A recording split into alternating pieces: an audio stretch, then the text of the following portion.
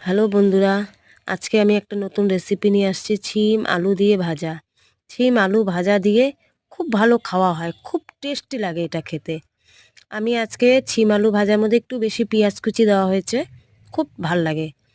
আমি কি দিচ্ছি, কালো জিরা ফোড়ন আর কাঁচা লঙ্কা দিয়ে শিম ভাজাটা করব। শিম ভাজাটা একটু তেল বেশি করে দিলে খেতে খুব ভালো লাগে।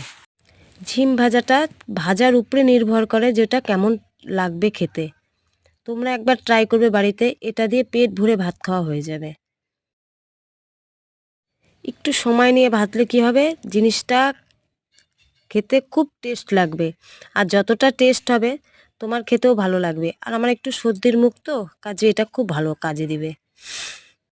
তোমাদের কাদের কাদের ভালো লাগলো তোমরা সবাই কমেন্টস করবে বন্ধুরা। কমেন্টস না করলে আমি জানতে পারবো না যে আমার জিনিসটা কীরকম হলো না হলো। হ্যাঁ, তোমরা অবশ্যই কমেন্টস করবে। ভাজাটা লাল হবে, তারপরে নামিয়ে নিব। এবার এটাকে নামিয়ে নিব। এই যে নামিয়ে নিচ্ছি, লাল লাল করে ভাজা করছে।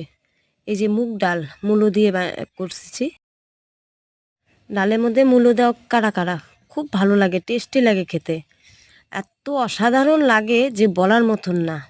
তোমরা সবাই লাইক করবে, কমেন্টস করবে, আমাকে সাবস্ক্রাইব করবে, ফলো করবে, বেশি বেশি করে শেয়ার করবে। এই যে দেখো আমি উনুনে রান্না করি, খুব ভালো লাগে রান্না খেতে। টাটা বন্ধুরা, আমার কিন্তু ভিডিও তোমরা ভালো করে দেখবে মন দিয়ে। আর তোমাদের সুচিত্রা